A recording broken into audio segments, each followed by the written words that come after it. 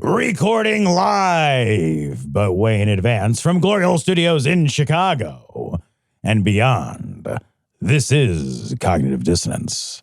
Every episode we blast anyone who gets in our way. We bring critical thinking, skepticism, and irreverence to any topic that makes the news, makes it big, or makes us mad. It's skeptical, it's political, and there is no welcome mat today. It doesn't matter what day it is. We are recording way in advance. We've got Marsh here as a guest. We're very excited. Marsh's a great guy. We're doing a little show banking, Cecil, so we can get a little break, take a little time off. Get a little time off. So I do another show with Marsh called the No Rogan Experience, and Marsh is going to join us. And we're going to talk about that. And we're also going to talk about the conference that they put on, QED, which is in the Merseyside Skeptics put it on. And we're going to talk about that too. So why don't we just jump right into it? This is our recording with Michael Marshall from the Merseyside Skeptics.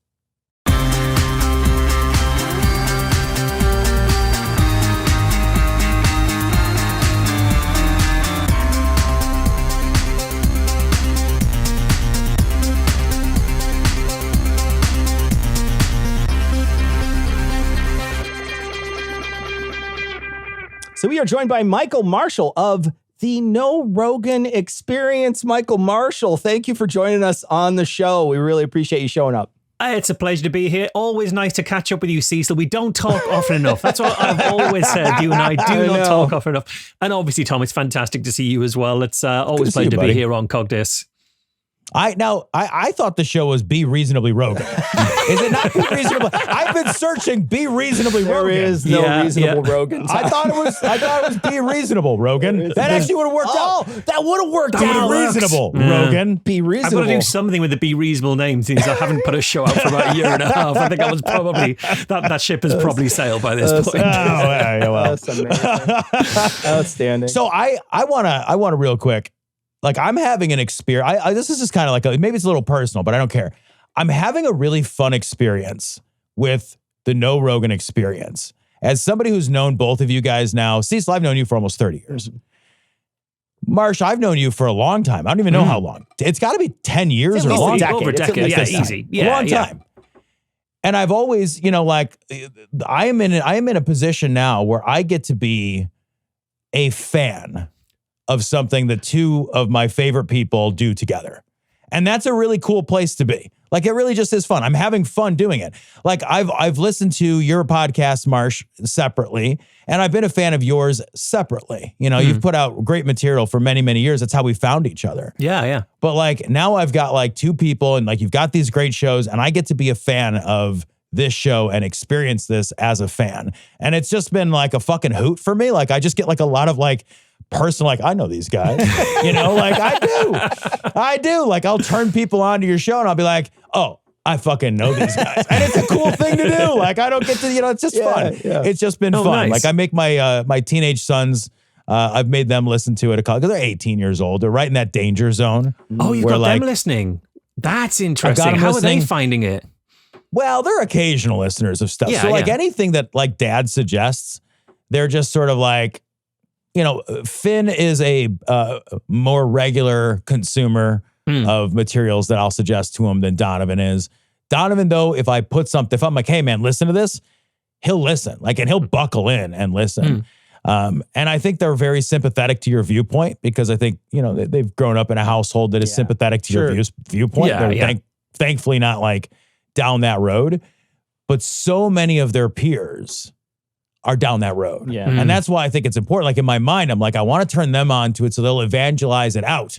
It's like the ant traps that like they put the poison in and they carry it back to the anthill. To the hill. I'm like trying to get people to like carry your show back to the anthill, like poison the whole colony with like good ideas instead of this toxic, evil shit. So I am curious. Like, I actually don't really know what is the origin story of the show. Like, why did you guys decide to do No Rogan?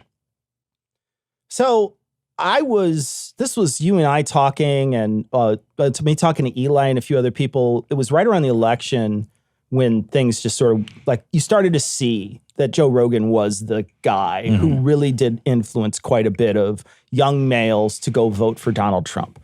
Why was that? Why did that happen? I didn't really know. Like, I'm looking at it as a guy who's just like, I don't fucking know. Like, it's just a random, like it could be any myriad of reasons why that happened. And so then I started thinking about it. And I remember I was starting to put together an idea of like, somebody should do something about this. Somebody should do something. Whatever it is, do something.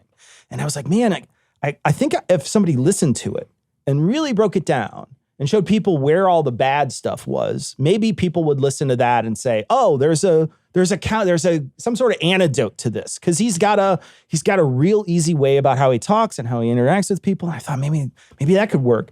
And I started kicking around ideas. And a lot of the people I know are really laden with podcasts. So a lot of the people that I know are like laden with podcasts. And I was like, man, I want to start it, but I can't do it alone. I'm not smart enough. I need a smart person. And I was like... And you couldn't find anyone? I don't know any others except for Marsh.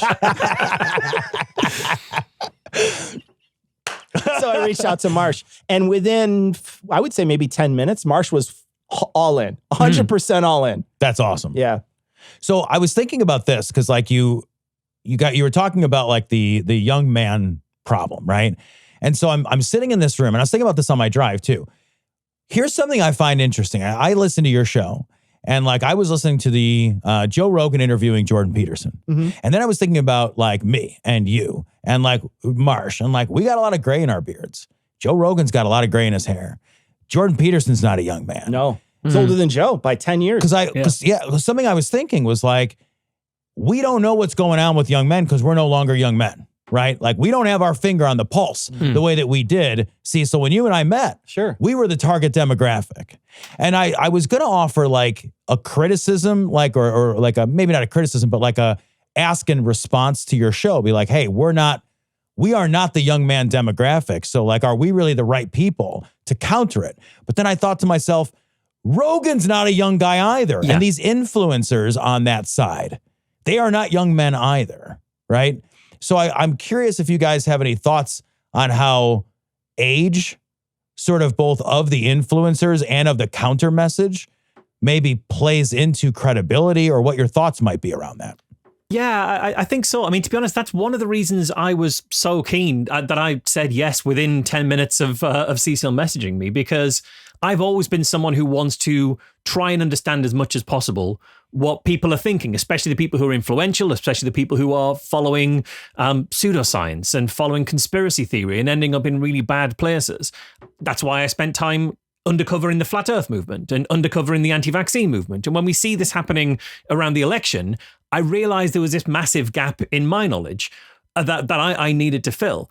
And then I think for us to be there, I also have the thing is I'm not the target demographic anymore, but I don't think this crisis of masculinity that I think Joe Rogan is kind of trying to lead, he's trying to fill this kind of gap in what men are these days. I think that needs someone to come from an older generation. I don't think it can come from someone who's 20-year-old, who's 25-year-old even. It needs to come from this people are looking for a wiser figure. That's the only reason Jordan Peterson has the reach that he does, is that he has this professorial aspect, even if what he's saying is kind of, once you boil it down and really listen to it, it just evaporates into nothingness. But it has this illusion of wisdom, and it's this illusion of, I've been there, I know what I'm talking about. I'm someone you can follow at a time when everything seems uncertain. The old trappings of masculinity, the old milestones don't seem to be within reach anymore, and it's kind of hard to see what the anchors are. Well, I'll offer you some simple anchors. And so that's why I was so keen to try and understand this, because I don't think we can really start to unpick the influence of these people until we fully understand it, until we actually listen. And I realized I've been criticizing Rogan for ages, and I'd never listened to a full episode of anything he had to say, not one episode of his show. And it's the biggest podcast. You know, I'm a podcaster. You guys are podcasters. You hadn't listened to Rogan for a full episode. He's the biggest thing in the thing that we do. But people like us don't listen to him, and people. Yeah. So, but he's got a massive audience, and those audiences are listening. And that's why I was so keen to do it. And they're looking for leader figures. They're looking for almost father figures, I'd say. And I think too, that's how, there's a push on the left now And you hear this from a lot of different people. And you heard it right after the election, and it hasn't stopped. There's this call for the left needs a Rogan. The left needs a Rogan. There needs to be a Rogan figure on the left. And I think they're trying to reverse engineer it. And you can't do that. It's impossible to do. What Rogan does really, really well is he reaches young men and makes them feel important, makes their ideas feel important, makes the things that they pursue feel important. And it makes, and he also, in a lot of ways, makes them feel like the path that they choose in life, if it is traditional masculinity, is reinforced by a lot of people. And I think what he's doing is just talking to them like a father figure in a lot of ways, showing them that someone like him can be famous and be successful. And he's bringing all these other people who are sort of clones of him, these comedians that are all have pretty much the same ideas. The professors like Marsh mentions, they all pretty much have the same ideas. All these people are wildly famous, making lots of money. And he's showing these people that there's a path to success if you just follow your traditional values. And I think like you're never going to reach these people unless you have built a thing that can reach out to these young men who like to watch fighting, who like to talk about hunting things and like to talk about, very trad masculine stuff. If you can't do that, if you just come out with this sort of like, well, I'm going to tell you how to be a man and it's okay if you're accepting and all that, no one's going to listen to that. What they need to listen to first is all that stuff that Rogan pulls him in with. Get the crazy people on there with these insane conspiracy theories, because that's who he draws in, is this large group of people with conspiracy theories. And so he gets those people on, and he gets to talk to those people pretty unfiltered about all the things that he believes. And I think like him being open about his beliefs is sort of what I think draws a lot of people to him. So I think a lot of people on the left are thinking, we can make this Rogan, we could do. No, you can't. No, you can't. You can if you worked from it's like when people talk about third party and they're always like, yeah, we need to send a third party candidate to Washington. You're like, that doesn't work. That's not a thing. You got to grassroots that shit. You got to build from the bottom up. And I think people aren't going to be able to wait long enough to build like a left-leaning Rogan, somebody who is doing all this trad mask stuff, but then also doing, also like trad mask stuff, but with a caveat that it's like, like all the stuff that the left believes, Right. That's not going to work. So you got to build from the bottom up. And I don't think that's going to happen quickly. It's got to happen organically. So let me offer, because I think, I wish I had a pen and paper, because I've got 3 different ideas. So I'm going to have to like throw them all out there for you. But like one thing that really strikes me about what you said, and I wonder how possible you think it is, like if we're going to reach, I really do believe that like if we're going to reach the young disaffected male population, one of the reasons Rogan is successful is because he has the credibility of being a guy tied to the UFC. Yeah. UFC gives him an enormous amount of credibility, because he's like, hey, I'm in this space that you like. I am an expert in this type of performative masculinity that like we all kind of enjoy. I enjoy it. Like you and I have watched it. How many fights? Hundreds of fights we've watched together. Sure. Like Marsh doesn't enjoy it. Marsh doesn't like no. Marsh is not a fisticuffs. Watch a guy get. I'm a football guy. That's a very trad masculine thing in the UK. Watching the thing you'd call soccer. I'm obsessed about that. I always see Marsh and I go back and forth because I'm the one who does no fighting, and he's like, I don't give a shit. I don't care about fighting, which is fine, right? Like I don't give a shit about like most sports at all, right? But I did take an interest in fighting for a while, for example. But like I do look at Rogan and I'm like, all right, here's a guy who gets a credibility from his adjacency to these sort of performatively masculine spaces. Sure. And I do worry that like trying to sort of like you say, reverse engineer our own Rogan from the left, if it doesn't come from a place that has adjacency to that trad masculine kind of space, is just doomed to fail because it won't seem credible. Yeah. It won't walk in with that sort of like veneer of credibility of like, hey, I'm part of this. It's like, I feel that it seems like strikes me as just incredibly true. Like, and that leads me to, I guess, my thought that like, is our left ideas compatible with traditional masculinity? Do you think that they're, because I have a thought on that and I think that they are, but like, Not all of them, right? Like not like I think like I'll give you a chance to answer, I promise, and not just yammer. But like I think of myself in most ways as fairly traditionally masculine. Me too, yeah. Like I fit that mold very comfortably in most ways. Nobody fits it 100%, right? And nobody checks every box, but in most ways I fit that. It doesn't feel incompatible with my ideals at all. But I do think that there's a perception among young people that they can't have that cake and eat it too. How do you guys feel about that in terms of plausibility? Like, where are you at with that kind of idea? Yeah, I think I agree in a lot of ways. I think part of the problem, part of the issue is it's almost easier to express the incredibly surface level elements of trad masculinity in a right wing way. It's very easy to be like, well, here's how you be a man, and it's this kind of big, it's this aggressive, it's this kind of those hyper masculine ways. I think often lead towards the right, whereas there are very strong elements of masculinity that are sort of more left coded or more comfortable with the left, but there's something you need to really think about, because when you are looking at left wing ideas, they're a bit more complicated. It's not black and white. It's not simple. It's not, foreigners bad, neighbors good. Yeah. It's there's a lot more you need to think. So the idea of finding this positive, progressive, but still very masculine form of being is just going to be much harder to do because it's much less surface. And I think it's also difficult when, I think one of the reasons Rogan has this kind of big audience, partly he has got the credibility because he comes in with the, well, why would you listen to him? Oh, because he's that guy from the thing that you like. You can't, as you say, you can't reverse engineer that. You can't fake that. You'd need someone with that authenticity. But it's also that he's able to talk to an audience who are being told, you're not as important as you used to be, because young white men aren't as important as they used to be in society. And that's very reasonable because they were given an overabundance of advantage in society for a long time. And the rest of society has said, actually, it's about time we made this a bit more equal. And so being told that you aren't as important as you used to be, that's kind of fine as a category, but it's shit as an individual.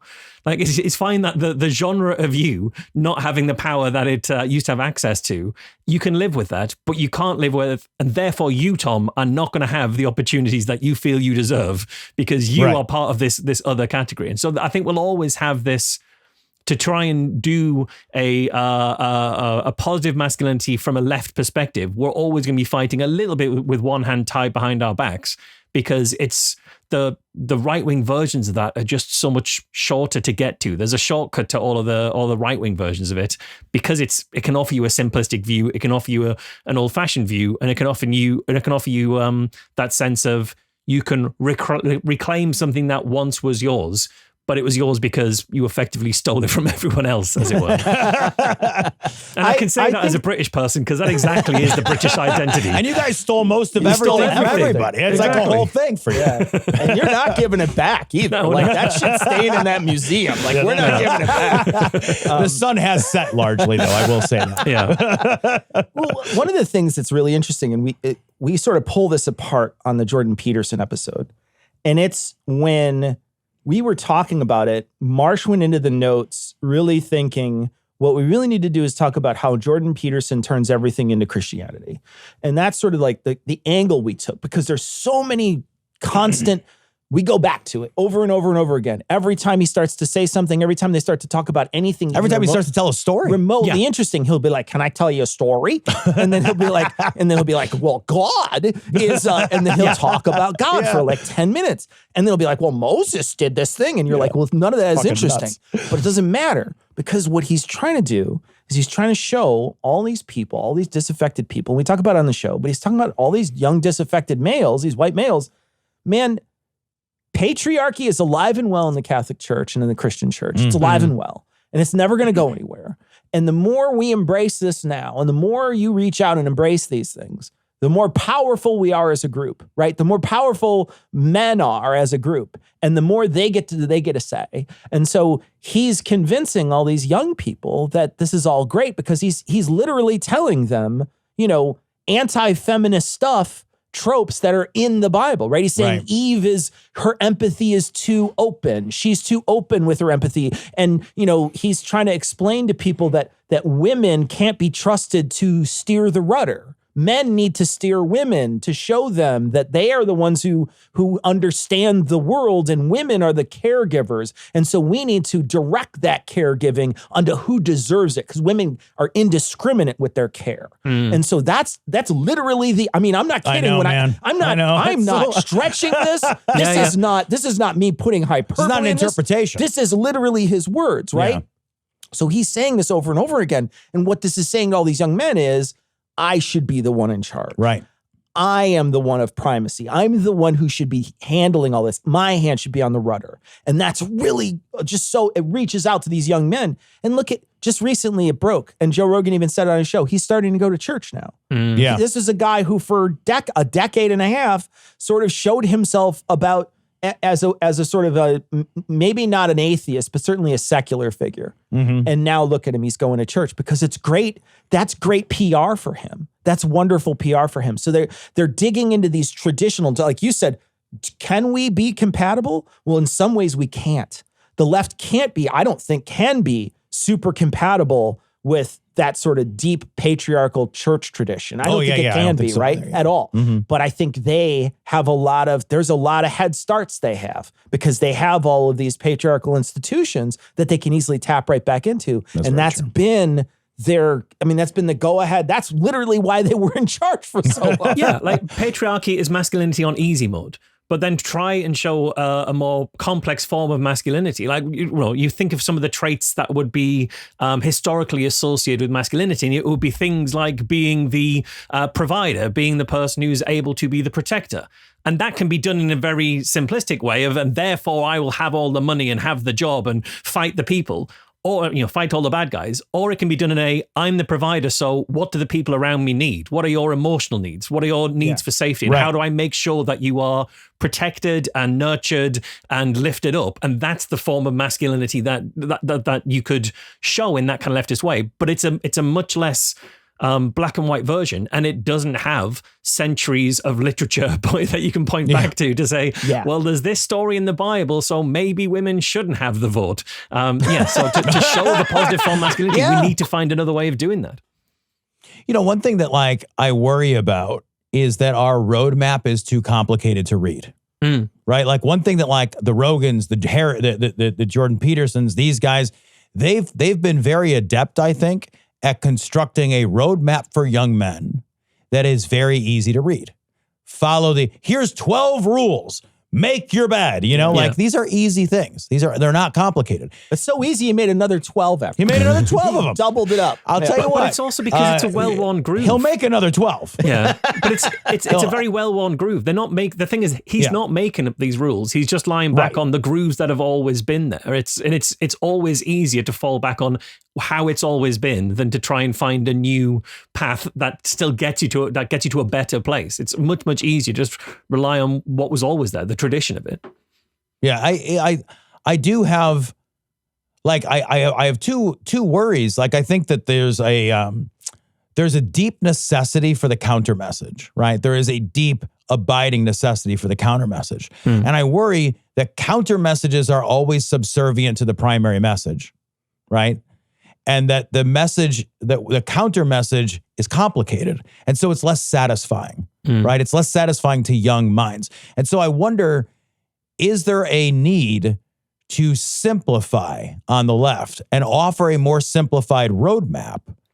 And I'm just going to say this out loud, and this is going to sound like a crazy thing to say, but a roadmap that helps young heterosexual men feel like they can get laid. Because I'll tell you what, I am, according to Facebook, right? I am a very traditional man's man. And I think that's because on Facebook, which I spend very little time on, I will occasionally stop and watch a reel that's a fight highlight or a workout video or, I don't know, there's some third thing I can't even remember. I don't look at a lot of stuff. Bending over. No, I know. What's funny is I never look at that stuff. But what has happened over time is that Reels has decided what kind of person I am. And so I am being fed an increasingly, and I don't use it very often, but when I log into it, I'm being fed an increasingly male-centric diet. And one of the things that I notice about these spaces is that they have a tendency when it comes to women to do one of two things. They either put women down to put them in their place, often like by judging them sexually or otherwise, right? Like, what's your body count, value, high value, low value, all this sort of like bullshit. Yeah. Or they create a space for men who, if they follow these rules, women will sleep with them. And I was thinking to myself, I worry that our counter message is complicated. I worry that counter messages are always subservient. And then I worry that like our counter message doesn't give men, hey, if you do these things, women will like you. And I actually think that like our message there is stronger than their message. Yeah. That's that. I wonder, is that the wedge? I was thinking about this the other day. Is that the wedge for the left to create a roadmap that's simple and that like bluntly gets them laid? Because people do things that get us laid. Like we're not that complicated, right? We're pretty easy. So, and I do think that our message there is stronger. It's more appealing. Yeah. What do you think of that idea? I think those ideas? When you say that, the first thing that pops in my head is because your eyes got huge. What Marsh said earlier was something I think that we're going to retouch back on which is like the truth is complicated. Yeah. Right. So, and I don't think, and I think what you're seeing a lot of when you see what they say is bullshit. It's easy to lie to people. It's easy to say like, all you have to do is do these 12 things and you'll fix your life. Like that's a fucking easy thing to say and nobody should believe it because doing 12 things, if they are like easy enough to write down in a self-help book, is probably not going to fix your entire life because it can't be that ubiquitous. Because if it was that easy, everyone would have a perfect life. So that's stupid. Right. But like the idea is that the truth is more complicated than that. And the same thing goes for many of the things that, I think liberals care about. Like immigration, for instance, is a really complicated issue. Right. It's very easy to hold up a sign that says deport, like mass deportations now. That's very easy to hold up the sign, right? But that doesn't deal with how to do it, the complications of it, and then the aftermath, right? It doesn't deal with any of that stuff. It's just it's an action item, right? It's one action item. But there's a lot more nuanced ideas, I think, on the left about things like immigration and other things. It's harder to get that message out, which is why we saw in the last election, real easy message reached a lot of people, a more difficult, nuanced, tougher message that had, maybe some negatives that you might have to deal with, or it wasn't reaching everybody. It didn't sell to everyone. And I think that that's the real issue. And I think it's going to be harder to sell those things, those very specific things to people. I do think that you're in a better position to find someone that you can relate to and maybe have a relationship with if you are treating them like people. I guarantee that's true. I just think that the messaging I think the messaging is more simple, but I don't think it plays well with that group. I think there is a simple message, which is like, be empathetic, right? Yeah. But that doesn't play well with that trad mass group. And telling the truth is going to be a little difficult. I think they come out of the gate swinging hard. And I think that leaning into those traditional spaces, those traditional patriarchy spaces, you look at the backlash that they're seeing now, that we're seeing now, where they're saying, where they're trying to limit women's choices. Like we've been talking about this on the show for, the last 3 years. They're trying to limit women's choices when it comes to abortion and all these other things because they want them to have to choose men to help them, right? They want them to choose men. They don't want people to be single. They want people to choose men because it's going to make the men more happy. But we're seeing that men aren't making themselves choosable, right? They're doing bad things and acting out. So I think like there is this connection, but I think it's going to be real hard to make that a simple message. Yeah, I think I completely agree. Although what I do think is we talk a lot about, think about the way that conspiracy theories draw people in. They don't draw people in by giving them the most extreme form of a conspiracy theory to begin with. You don't go straight to, and did you know it's the lizards who are Jews who did 9/11? You don't go straight to that. You start with the entry-level stuff that picks at people's kind of emotions and the fears that are intellectual foreplay. Yeah, exactly. Absolutely. The concerns they have in their regular life. And maybe part of the issue that we have in trying to put forward a more progressive point of view is maybe we're trying to give everyone too much too soon rather than giving them those initial starting points. It may not be the most rounded version of a worldview, but it's the breadcrumbs that will help you once you kind of taken these bits on board, you're ready for a slightly more complicated story. So maybe we're trying to give people all of the answers too quickly and trying to fix all of their flaws at once. And what you end up doing is telling people they've got a load of flaws, and that can be a hard message to have. Yeah, man. I worry about that stuff. Like I worry that like the reality is always complicated and nuanced and muddy, and it requires you to like really dig in and engage. And it's like, well, that's going to lose. Like that messaging is too complicated because most people that's not what they're searching for. And like, to be honest, most of the messaging isn't stuff people search for. It's like actively, it's stuff that people are fed passively. Yeah. And like, again, like I'm not trying to say that my experience is representative. In fact, I know that like there's no such thing as representative experience on the internet, right? Like all experiences are intentionally algorithmically personalized. So like nobody has an experience of the internet that they could say this is normal or like I know that. But like as somebody interested in like, for example, like fitness spaces, those are heavily right-leaning spaces. But I keep thinking they don't have to be. No. And that like how to get laid stuff. There's good messaging on the left. Like it's okay to want to have sex with people. Like that's a fun thing for people to want to do together. I think our messaging on that isn't as clear. And like we have a great message, right? Like we could have a message that like has somebody like telling you how to increase your bench press and be a good listener.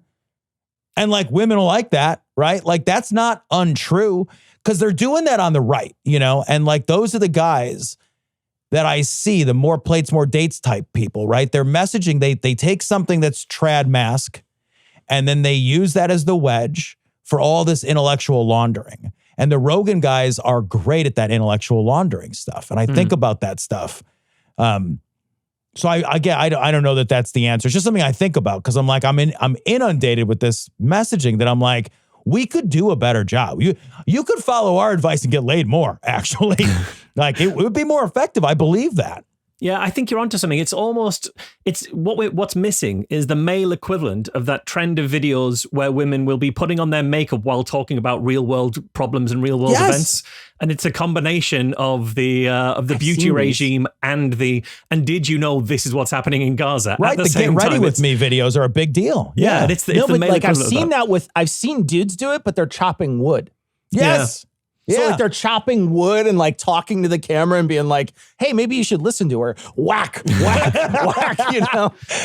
But I think there's also something in reframing complexity because the ideas that we're talking about, the ideas that the left tend to, the solutions that we have, the real solutions to problems, the ones that might actually be useful in some way are complex and that will scare people off. Unless we can reframe complexity as a challenge to be risen to and as something exciting. And maybe that's something we need to do as well, is to make it so people, is to take the fear out of complexity, and I'm not saying we do that by stoking male bravado of like, hey, look at me, I can take on all manner of complex ideas, what a man I am. But there's almost something in that of, a woman wouldn't have an answer for this. Yeah, so I can be so brave. I'm not the one facing down a tiger because there's no tigers attacking me, but I am facing down capitalism and, maybe that's today's tiger. Maybe it's that kind of thing. I don't know. So I am curious because we're talking about all of this, and like I've not been a follower of Joe Rogan's except for off to the side, right? I've never actually listened to a full Lord of the Rings fucking episode of a fucking Rogan podcast because I actually have a fucking day job. I don't know how anybody has time for that shit. I have a day job on top of this. Yeah. Dude, fucking shit. Like, but I'm unemployed. You're extremely employed, my friend. But that shit has drifted so hard post-COVID, right? Yeah. Joe Rogan is not the same Joe Rogan as the Joe Rogan of 2020. 2019. It's hard to know 100%. But I will say that we have reached into the back catalog a couple times, and he has matched the energy of the person who he's talking to in real important ways. Yeah.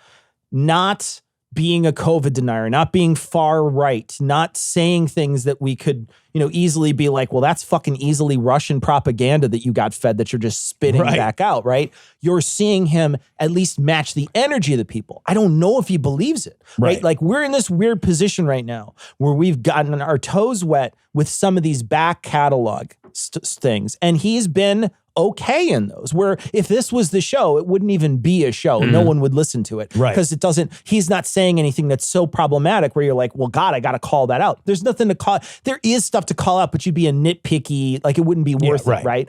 But I think I'm not sure, and I know Marsh isn't sure, whether he's just matching the energy of the person he's talking to. But his guest list has changed. Well, here's a really interesting piece. We just did a recording like 3 weeks ago, and we released it to patrons. Cara Santa Maria was on his show.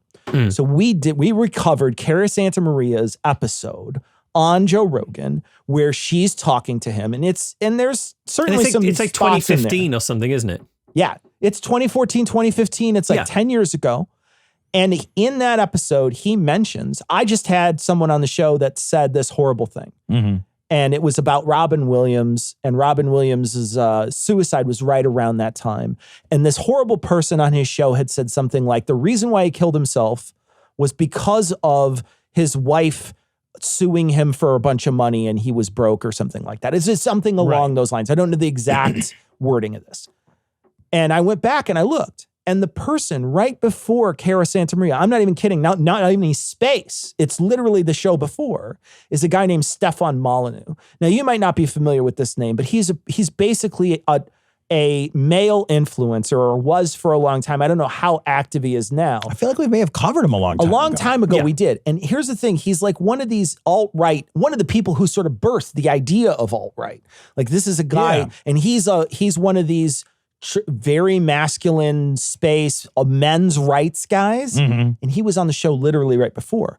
And one of the things we're going to start out the next season with is us going back and listening to this Stefan Molyneux at the beginning, where before Rogan had any of this COVID stuff and stuff that sort of pushed him off the rails. Is he going to be the same guy that talked to Cara Santa Maria, or is he a different guy when he talks to Stefan Molyneux? How different is Rogan in these different spaces? And I think that's a real important thing to know, because if Rogan is if he's just melding himself to his guest, then he's not. What does he really believe? Do we know? Well, that's interesting. I'm curious what you guys think then. If I want to learn what Joe Rogan, where he really sits and what his thoughts are, would a good way to think about that be to say, all right, let's look at the rightward drift of the guests he chooses, right? Like, do I think, like, for example, do you think that he would have Cara Santa Maria on today? It's hard to know. He does reach across the aisle on occasion, but often the people he's talking to, and then I'm going to talk about another episode that we did just recently, where he talks to Neil deGrasse Tyson.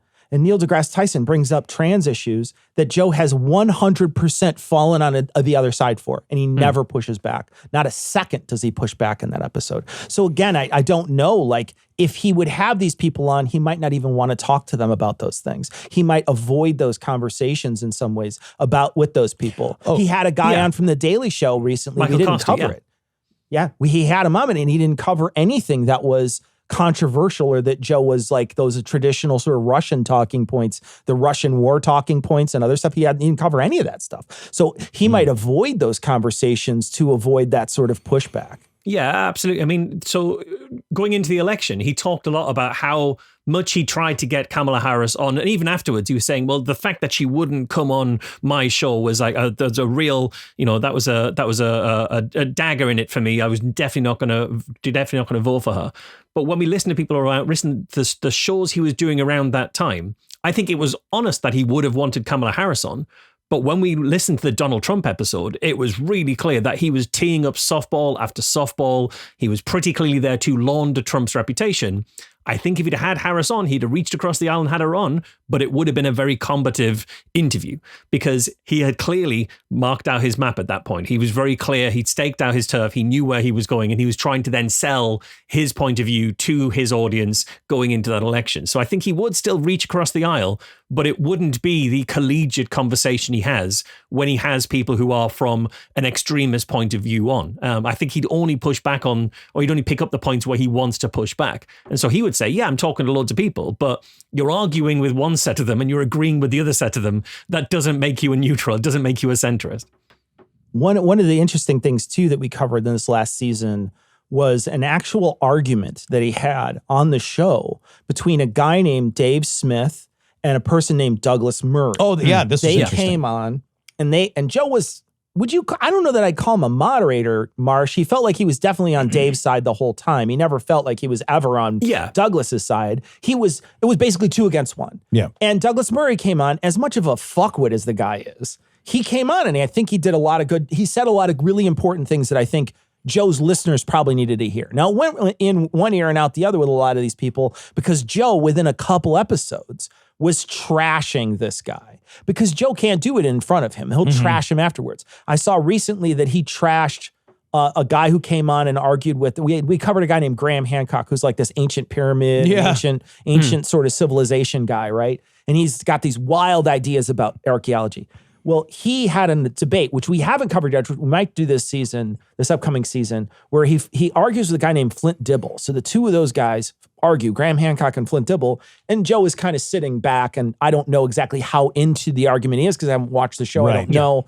But now, recently, I saw a video where he's trashing Flint Dibble. So he'll get people on the show, like you suggest, maybe he'll have somebody on, but then after the fact, poison the well against these people. Right, yeah. So, even you might be right that, even if he has these people on, does it even matter anymore? Yeah. That might be that's an interesting thing to think about too, is does it even matter if he has these people on? So, if the next episode he's just going to shit on his approach on that show you were talking about, the fact that he doesn't say anything until after the guest has gone and it's on a future show, I think that also says something really interesting about the form of masculinity that he's putting forward.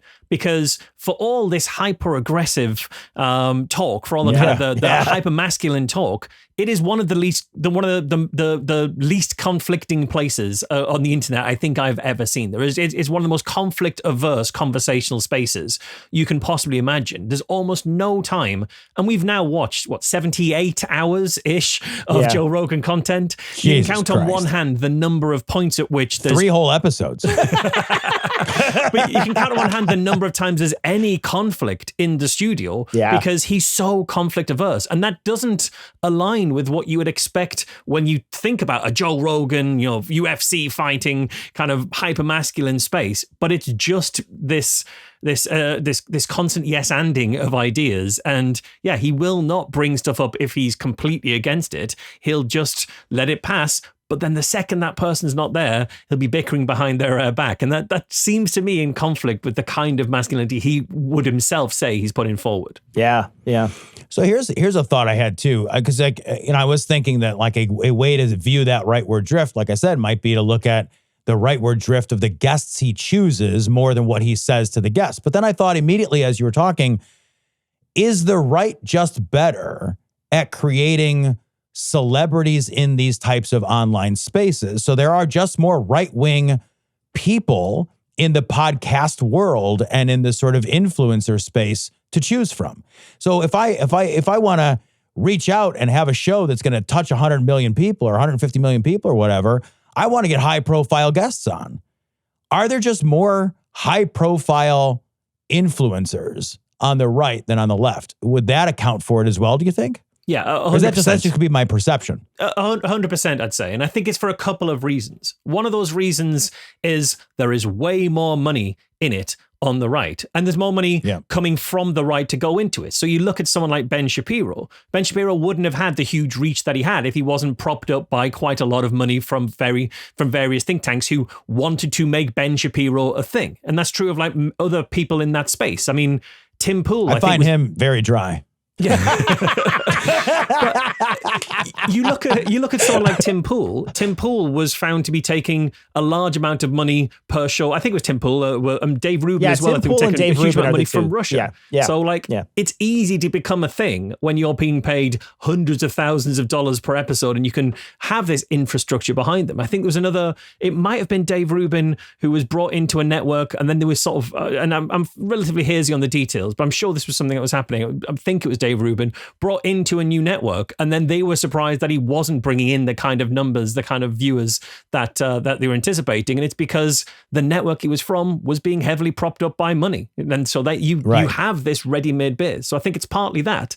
And then partly you have things like, you look at one of the people we covered on an episode was Ian Carroll, who's a conspiracy theorist whose material goes into very clearly anti-Semitic spaces. And he was massive on TikTok, and he's done the rounds on all these different kind of Rogan sphere kind of adjacent podcasts. And it's easier to do that when you're able to make incredibly sensationalist claims about Pizzagate being real and this person over here is a blood drinking pedophile. That's a really easy thing to say when you don't have to back anything up and there's almost no consequences. The only consequence for saying stuff like that is more fame and more celebrity and more notoriety and more attention. So it's really easy to do that. I don't know that on the left it's as easy to do that, or if it is, we haven't cracked it. And maybe part of the reason we haven't cracked it is because we are trying to do everything all at once, try to be perfect in every direction, and not have any rough edges that might come up against a different idea. And that leads to a sense of caution. I think that can lead to a much more cautious approach to things, that you're on the defensive. As you say, Tom, you're the counter narrative to the narrative, and the narrative will always lead because it's giving its own message, and then the counter message is also having to tell that message in order to debunk it. So it's being told twice for every time the counter message is being told once. Right. And what a bizarre space to be in, where reality is what has to be defended. Like just physical. Like we're in a place like where just like physical reality, right? Yeah. Like the earth is a round thing, like we're talking about basic shit. But reality is the only thing that would ever need to be defended. Because bullshit doesn't need to be defended, because bullshit isn't essential.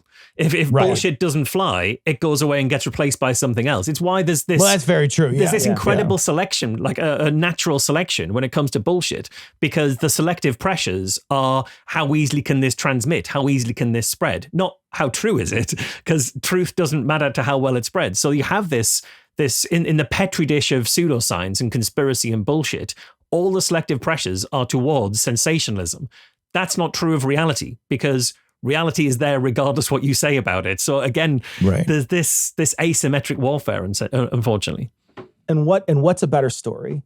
If you're going to tell your listeners, you're going to get your rapt attention of all your listeners. What's a better story? That there was a global pandemic and a bunch of boring scientists made a boring vaccine and gave that to a bunch of people, and the side effects were minimal, and 13.86 billion doses were given worldwide. And, we basically did our very best to try to make sure that a lot of people didn't die. If we'd have done better, we'd have saved more lives. We didn't save as many lives as we could, but we wound up saving a lot of lives because we distributed the vaccine as quickly as we could, and people survived because of it. Or that there's some weird secret cabal out there that is trying to, poison us with this thing. It's this disease is somehow super engineered in a lab, but it's also at the same time, also you can get it and just eat like an apple and you're fine. And so there's all these really weird conflicting messages. There's all these like dark, shady figures. There's all this like underground stuff, and they're peeling back the onion. Just like we talk about conspiracies all the time.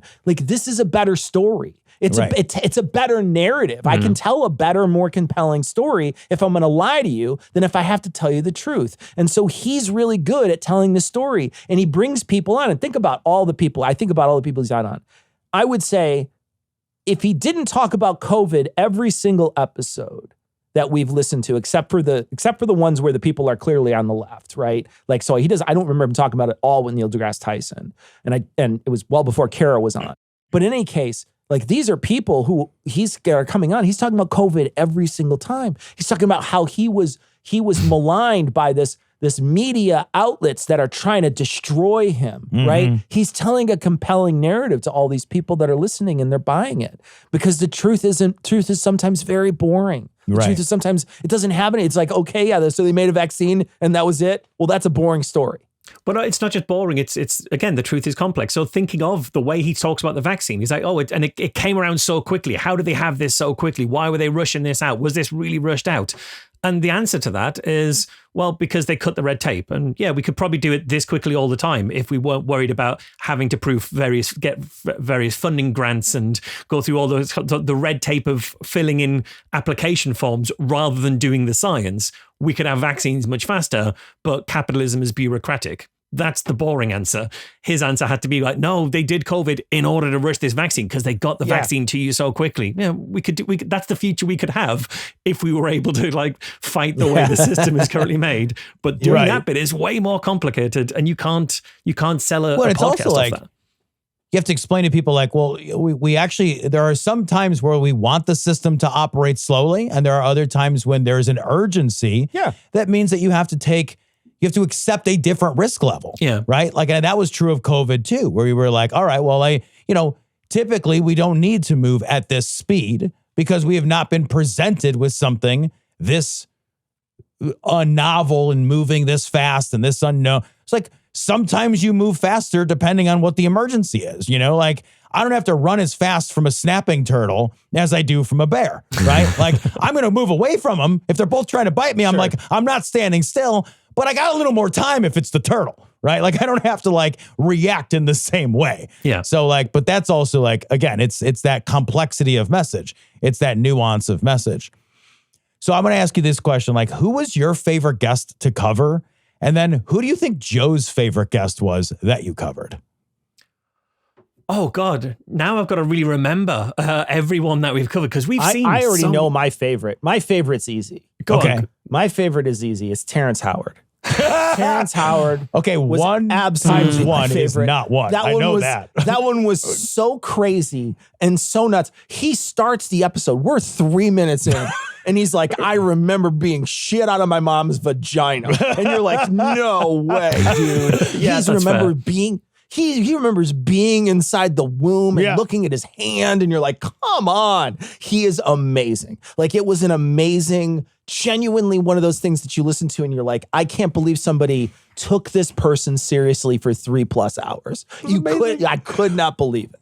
So I think I'm going to have to stick with that one. I was just trying to refresh my memory around each of the guests. I'm going to have to go with you on that one, only because every show we try and do what was good about this episode. And I think that's a feature we may have to abandon in the second series because we are very quickly running out of things. And the only times that I have anything like that are when it's someone who, okay, this person's terrible, but watching this interview gave me a really important insight into what's going on now. Like I now understand what happened with the Maha movement from having seen Callie and Casey Means interview. So that the fact that they laid out there how they were going to do the capture of the institution, that was one of my favorite episodes to watch, not because I liked them or because it was a good conversation, but actually because they just handed you their blueprint openly in October 2023 because they knew nobody important was watching.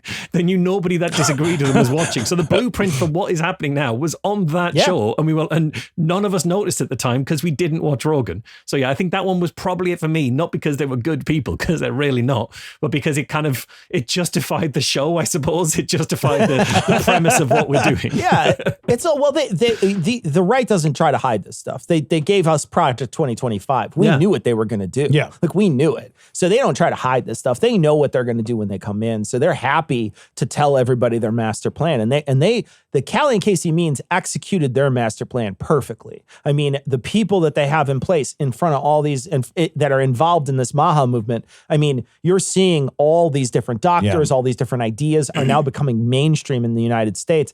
When we just covered RFK and Marsh had this really insightful piece because there's this little piece at the end. Like they cover vaccines, Tom. It's like literally 2 hours and 49 minutes of vaccines. It's all vaccines, right? It's all him talking about vaccines. And then he's like, well, I'll never talk about vaccines again. I'm done talking about vaccines. And then he says, and Marsh and I both picked up on it, he's really empathetic towards people that are underprivileged. At the very end of the show is this really wonderful sort of plea that we should take care of our poor brothers and sisters. And I believe him. Like he's not just saying this. Like I believe him. I believe that's what he wants to do.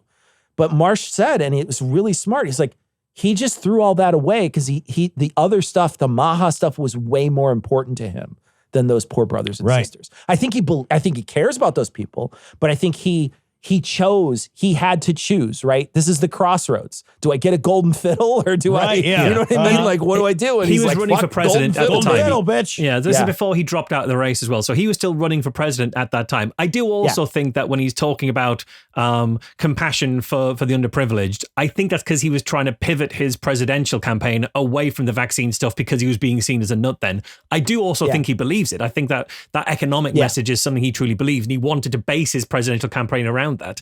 But yeah, as soon as he didn't have a presidential campaign, he had to choose between his economic message and his vision for a world without vaccines, and he made that choice pretty clearly. Yeah. I would say I think Joe's favorite show is, to me, feels pretty obvious. It was the Donald Trump show. Yeah, it was. He talks about it all the time. He talks about how great it was. He talks about how they were trying to suppress it. Right. Like they were trying to suppress this show. They didn't want you to see this show. I think Joe is really proud that he did this in the public eye. I think he's very proud that he was there to sort of push Trump over the edge. I think that is a feather in Joe's cap. I really do think so. I think that's true. And I think it's true even to the point where I think he has over time lied to himself about what that conversation was, about how that conversation went. Because before we watched the Trump episode, he's talked about it to other people saying, well, it was when he came and sit down in this studio and we talked, and I just thought, yeah, he's an impressive guy. That really impressed me as to what he was about. And I really got a feel from it, and that's when I decided to vote for him. But when you listen to that interview right from the off, it's really clear that he is on Team Trump, and he is there to make sure that his audience is on Team Trump. And there is nothing in that whole conversation that could possibly have persuaded him that Trump was a good candidate, apart from maybe at the end where Trump is just bullshitting him about the things he's seen in the UFO files and the things he's seen in the Kennedy assassination files. And Joe believes that when Trump is saying, oh, the stuff I've seen, I can understand why they haven't declassified it yet, because the things I've seen, they'd shock you. And Joe's like, oh my God, there must therefore be something shocking, rather than this man is lying to me just to fill time. So what's next for season 2? Season 2 starts with Stefan Molyneux. That's the first episode. I was able to find the transcript because it's not on YouTube anymore. Oh, really? So it's not on YouTube. You're going to have to read it? So I had to download it. The best part about YouTube is amazing. YouTube does these transcripts, and that's what we base our entire note structure off of. We listened and we watch and we type in. So we have the actual text the best approximation of that text. But Stefan Molyneux, I had to find a downloadable version, and then I uploaded it on the back end of YouTube. Oh my And then God. I took that transcript that it created and created a note structure with it. But we can't play that. We can't put that entire episode out there because it's not on.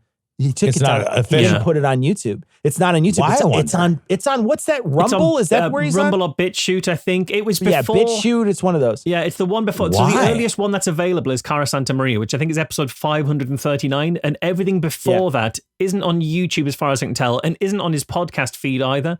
So I don't know whether that's a specific decision to remove those 538 for content. I don't think it's going to be that. I think it's much more likely that he's changed hosting at some point and or something along the lines.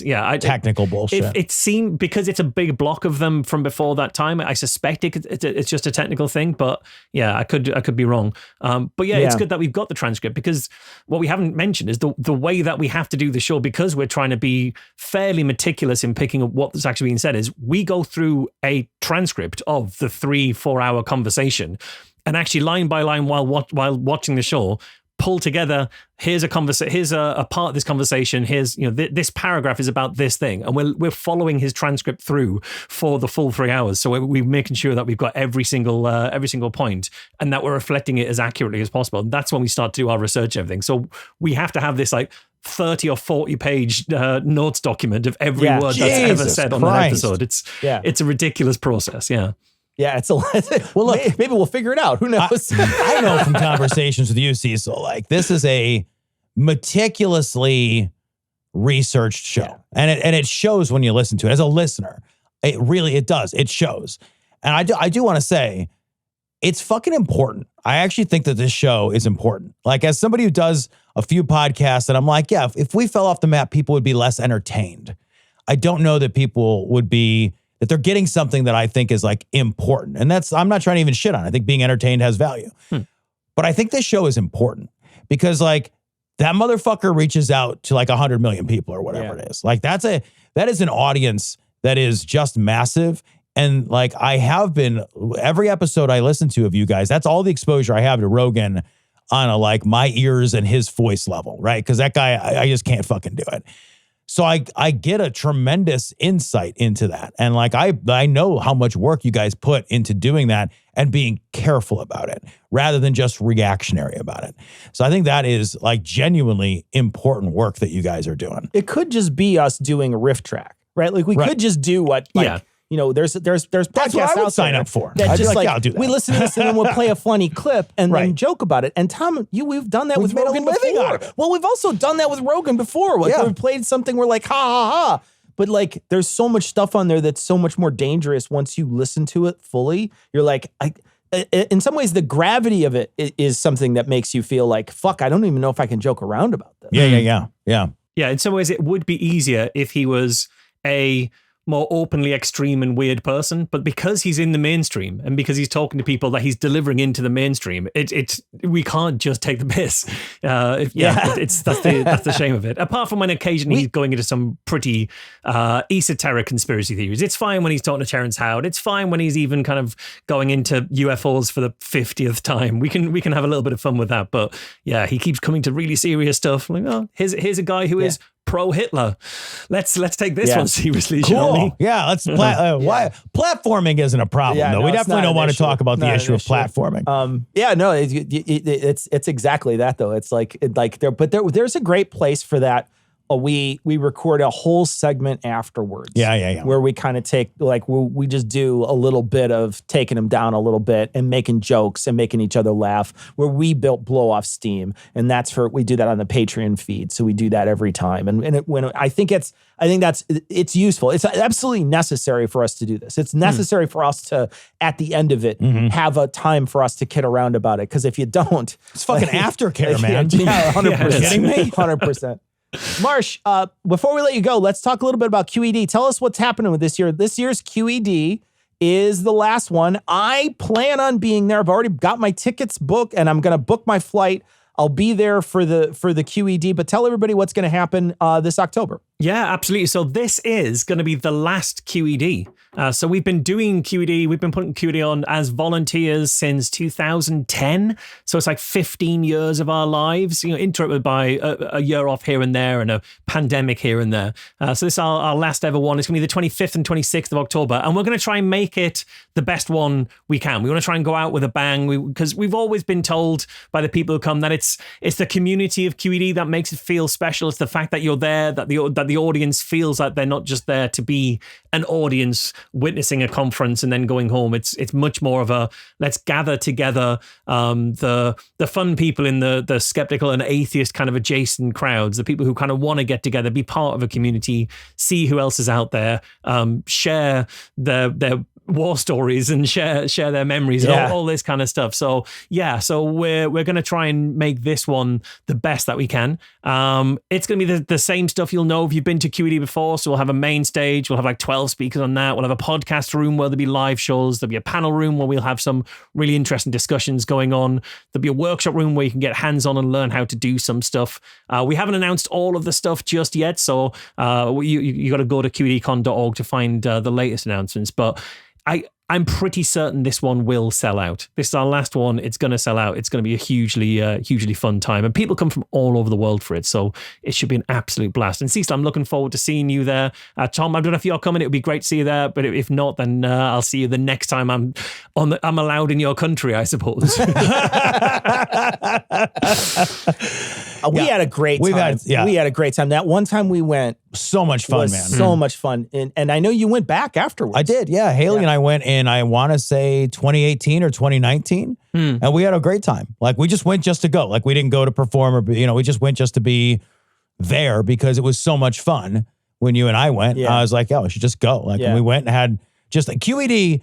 It is the best of this type of thing. It is without peer. it is the best of this type of thing. And there's many good conferences out there. It's just that QED is the best of them all. It's so funny. We had a great time. I'm often asked to talk about QED and to advertise QED. I think I'm the worst salesperson in the world for QED because I'm so fucking British about it that I can't be like, yeah, I think it's the best in the world. I think this is greater than anything else anyone is doing like this. I can't do it. But the good thing is the audience does that. The people who come to QED, if you talk to anyone who's ever been to QED, those are the things that they will say. And it's the fact that the audience are the ones saying that means that I'm comfortable repeating the opinion of the audience. Because if this was just me coming on here, I'd be like, yeah, we do a thing, but you can come if you want. It's all right. I mean, we'd like to see you there. Keep calm and QED on. But it'll be amazing. It'll be a huge amount of fun. If they're going to find out about QED, where do they go? Yeah, you got to go to QEDcon.org. So you got your tickets there. They're £179 for the weekend. There's a free creche, the free childcare. So if you do have childcare, we put on free childcare with professional staff. So we try and do this the right way to make it accessible to everybody who can get there. It'll be a huge amount of fun. So QEDcon.org, and you'll find all the information and everything we've announced. You'll see there. And if people were going to find our podcast, where would they go? So you can go to knowrogan.com. You can also look for us on YouTube. We do have videos of pretty much all of our episodes recorded live, where we even put in extra visuals. So we'll refer to a graph, and you'll see the graph on screen, so you can see exactly what we're referring to. So you can go for that if you search for No Rogan on YouTube. But if you go to knowrogan.com, you'll find all the information to see it across all the different podcast players and on Patreon and everything like that there. And that's No with a K. That is No with a K. We have no previous Rogan experience, and we're getting to know Rogan. You guys should buy the other domain just in case somebody does it wrong. You should buy them both and just direct one to the other. Yeah, exactly. Just spin it around.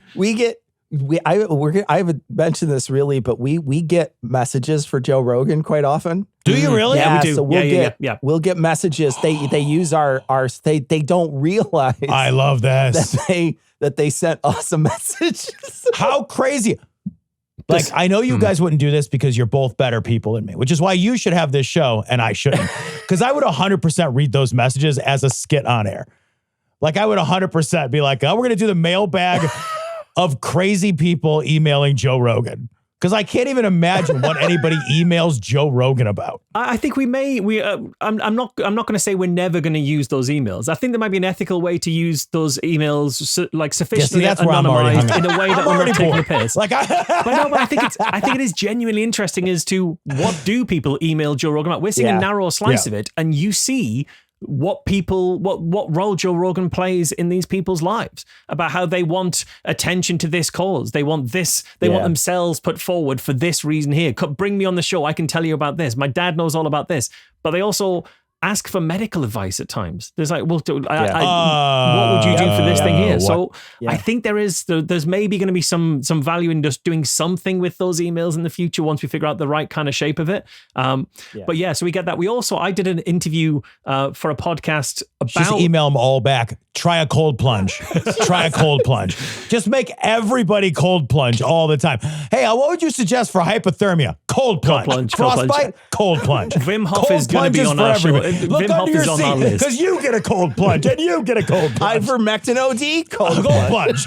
But it's interesting how people mistake us for Rogan. I did a podcast interview about the show. I forget, it was for a podcast. I forget where it was in America, and he kept talking about our show like it was a companion to Rogan, like a Cliff's Notes for Rogan. And he said at one point, is this like a companion piece to Rogan? I said, well, yeah, in the same way that methadone is a companion to heroin. Like, we are trying to be the methadone of Joe Rogan. That's what we're trying to do. Oh my God. That's our new tagline. Yeah. That's our new tagline. Oh my God. The methadone. The methadone of Joe Rogan. Marsh, it's awesome having you on. Yeah, man, I really appreciate it. This is great. Always a pleasure, guys. Really great speaking to you both.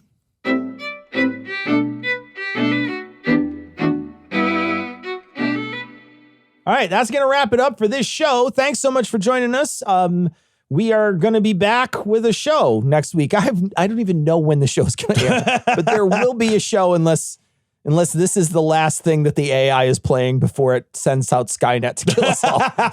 But let me thank Michael Marshall of the Merseyside Skeptics, of the Skeptic UK magazine, of Skeptics with a K podcast, of the Skeptic podcast, and of the No Rogan Experience. We're going to have links to all his stuff in the show notes. You can find it. We're also going to have links to QEDCon, which is coming up, like he suggested, in Manchester, England in October. So if you were going to go, I am going to be there. I will be there.